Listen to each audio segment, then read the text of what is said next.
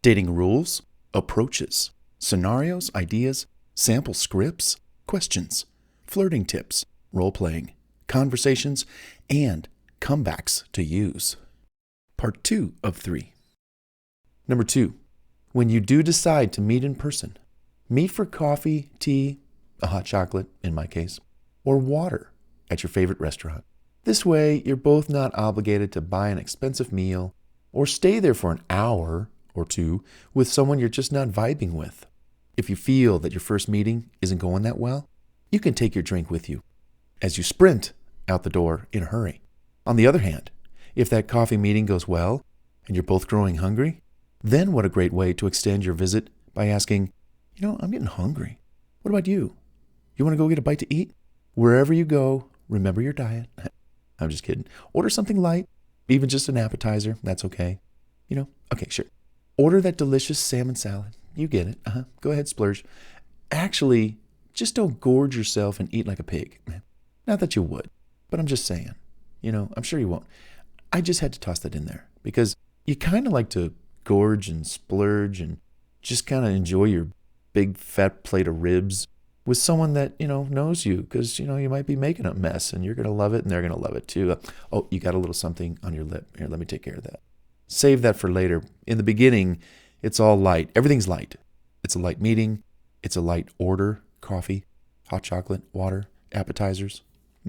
Number 3, ready to order? She goes first. He goes last. Gracefully get this part out of the way. You might offer to make a suggestion. Hey, should we get an appetizer?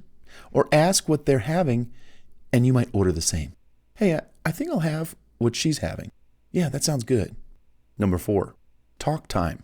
Whatever you do, keep the conversation focused on the other person. Don't you talk up a storm about all your accomplishments and what you're doing. No. Remain a tad elusive, a mystery, someone worth getting to know. Ask about their day and listen. Don't interrupt. D-I. Don't interrupt. Ask about what they're looking for in an ideal mate and don't interrupt. Ask questions that seem to show you're interested in them. So, tell me more about that. Oh, really? Oh my gosh. I never heard about that. Tell me more. Sure, chime in with a few short stories related to a topic that they might have brought up, but keep them short and make them laugh. When it comes to you sharing who you are, a great question to ask the other person is, so, what would you like to know about me? This gets the other person feeling comfortable asking you questions. Perhaps they're dying to know something specific about you, and you just gave them the green light to ask. You can even help them win or disqualify themselves in your book by allowing them to ask all kinds of questions. So here's you. Go ahead, ask me anything. Nothing's off the table, which is a lie, because you can always fib or give an excuse as to why you won't answer a specific question. I've had a lot of women ask me how much money I make, and instead of giving them the farm and too much information too soon, I joke with them. Now, come on, I can't tell you that kind of information unless we're married. They laugh and they get the hint. Or some people have asked me how much money I make, and I say more than $1 every day. And when they press for more information about how much I make, I say, hey, can I see some ID? What, do you work for the IRS? IRS Audit Agency Department? I'm not telling you that kind of information. I don't want to be a target. I make $1 a day. That's all you need to know. Or, I make enough money so I don't need a full-time job, and it's been that way for centuries. That hints to them that I'm financially self-sufficient, which is all they really need to know. Do I have a job or not? Do I have money or not? Am I okay financially or not? That's all they need to know. Broke as a joke, living on the streets, living in mom's basement.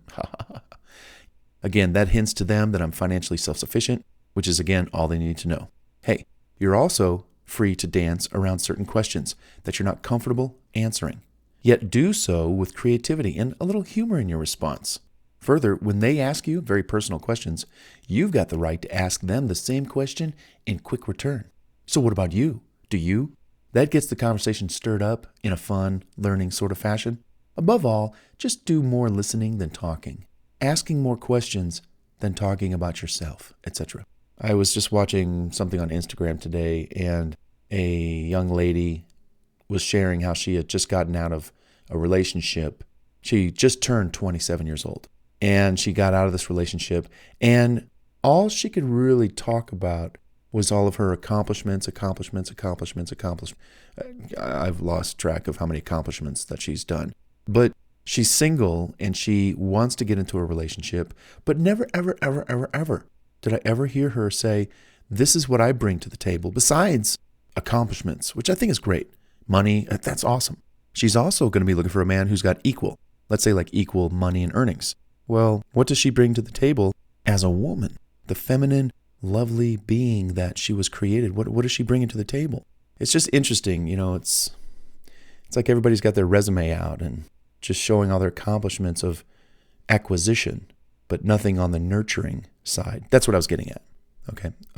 So above all, again, just do more listening and less talking. I personally have been known to just be quiet for so long. They're like, Bart, do you have anything to say? Do you have any questions? I'm like, I'm actually just enjoying just listening because I'm getting a lot of information. Listening is an art just as much as talking. And listening is a discipline that, a lot of people aren't disciplined quite well in that category, and they don't listen much. They do a lot of talking. They talk incessantly, over, finishing sentences. You see where I'm getting at? Shut the mouth.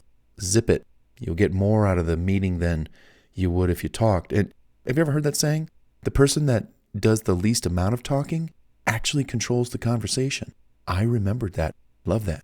So again, we just want you to be able to get off and leave a great impression on the other person. When they go home and think to themselves, wow, I had a nice conversation with this other person. They didn't talk too much about themselves. They didn't interrupt me when I was talking. They were polite. They spoke well. They used proper language, proper grammar. They treated the staff nicely. I'd like to see this person again. In fact, I'd like to learn more about them. I think we need another date. Number 5, keep your first few dates during the day. Can you? It's best. During the day, you can be out and about, and it's sunny. It's nice, hopefully where you're at. You can do lunch or coffee. You can go hiking, which you can't do at night. You can do just about a lot of things during the day. And best of all, you won't feel the pressure to want to go home with them because it's still quite early in the day. If your date was at night, after a meal, after drinking at the bar, one or both of you might start to get a little tired and feel inclined to ask if you can sleep over at the other person's place that night. Been there, done that. Especially when the bar closes and you're both drunk. You're like, hey, who's closer, your house or mine? And you just met this person, I've heard women ask me, Bart, can I come over and we just cuddle? I've also heard women be up front and ask me to sleep with them because it was closer to bedtime versus just meeting them during the day and bedtime was far off into the distance. You get the picture. Date first during the day.